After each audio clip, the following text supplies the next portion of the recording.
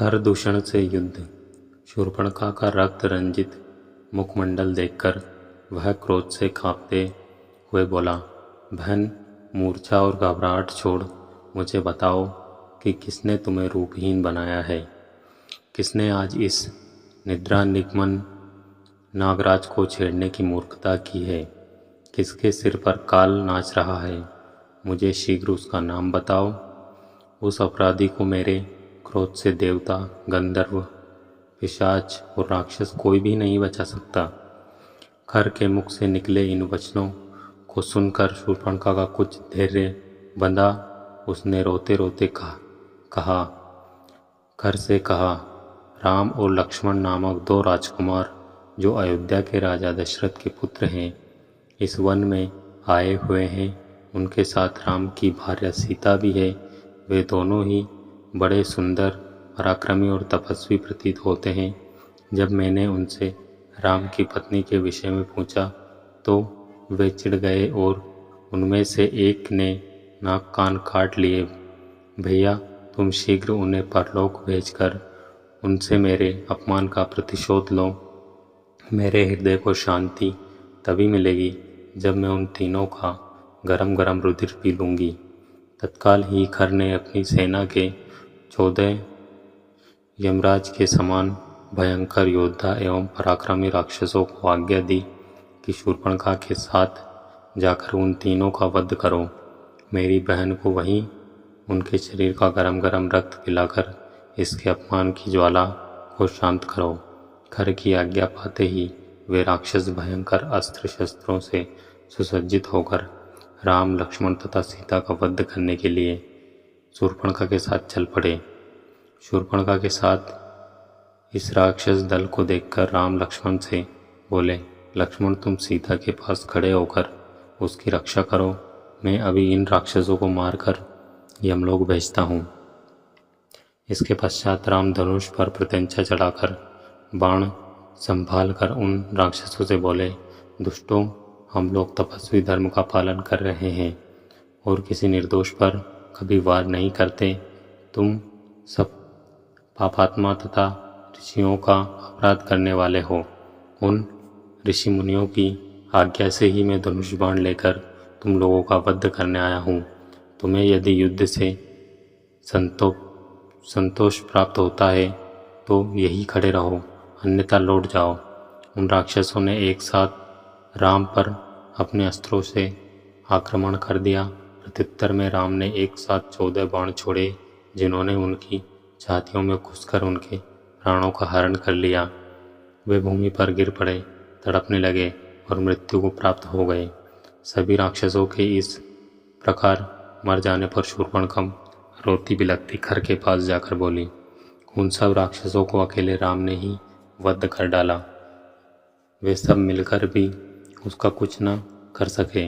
मुझे तो प्रतीत होता है कि तुम महासमर में सबल होने के बाद भी राम के सामने युद्ध में नहीं ठहर सकोगे।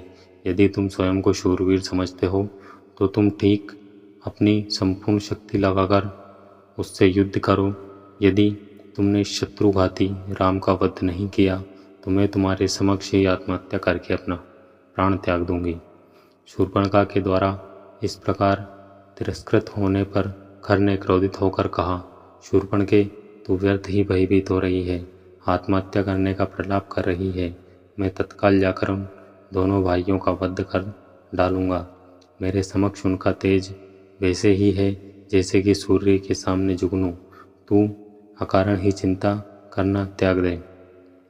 शूर्पणखा को सांत्वना देकर खर अपनी विशाल सेना, जिसमें 14 सहस्त्र विकट योद्धा थे, को साथ लेकर राम से संग्राम करने के लिए तीव्र गति से चला। विशाल सेना के साथ खर को आते देखकर राम ने लक्ष्मण से कहा, महाभावों, ऐसा प्रतीत होता है कि राक्षस राज अपने पूरे दल बदल के साथ चला आ रहा है। आज आर्य और अनार्य के मध्य संघर्ष होगा। यदि निसंदेह आर्य की विजय होगी, तुम सीता की रक्षा के लिए उसके साथ लेकर शीघ्र ही गुफा में चले जाओ, ताकि मैं निश्चिंत होकर युद्ध कर सकूं। लक्ष्मण ने तत्काल अपने अग्रज आज्ञा पालन किया। वे सीता को लेकर पर्वत की एक अंधेरी कंदरा में चले गए। अभेद्य कवच धारण करके राम युद्ध के लिए तैयार हो गए।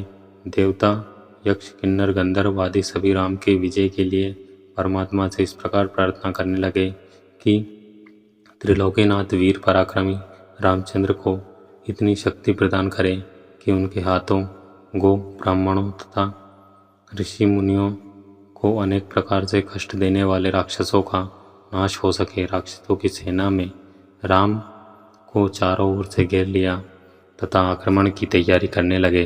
राम ने भीषण विनाश करने वाली अग्नि बाण छोड़ दिया, जिससे राक्षस हाहाकार करने लगे। राम तत्परता के साथ राक्षसों के द्वारा छोड़े गए बाणों को अपने बाणों से आकाश में ही काटने लगे। इस पर राक्षसों ने अत्यंत क्रोधित होकर एक साथ बाणों की वर्षा करना आरंभ कर दिया और राम चारों ओर से उनके बाणों से आच्छादित हो गए। राम ने अपने धनुष को मंडलाकार करके अद्भुत हस्तलाघव का प्रदर्शन करते हुए बाणों को छोड़ना आरंभ कर दिया, जिससे राक्षसों के बाण कट कट कर भूमि पर गिरने लगे। यह ज्ञात होता ही नहीं हो पाता था कि कब उन्होंने तरकस से बाण निकाला और कब प्रत्यंचा चढ़ाई और कब बाण छूटा। राम के बाणों के लगने से राक्षसगण निष्प्राण होकर भूमि में लेटने लगे। अल्पकाल में ही राक्षसों की सेना उसी भांति छिन्न भिन्न हो गई जैसे आंधी आने पर बादल छिन्न भिन्न हो जाते हैं। पूरा युद्ध स्थल राक्षसों के कटे हुए अंगों से भर गया।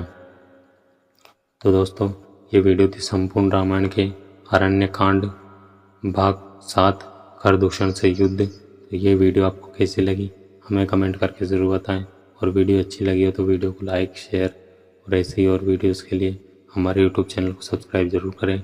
वीडियो में अंत तक बने रहने के लिए आप सबका धन्यवाद। जय श्री राम।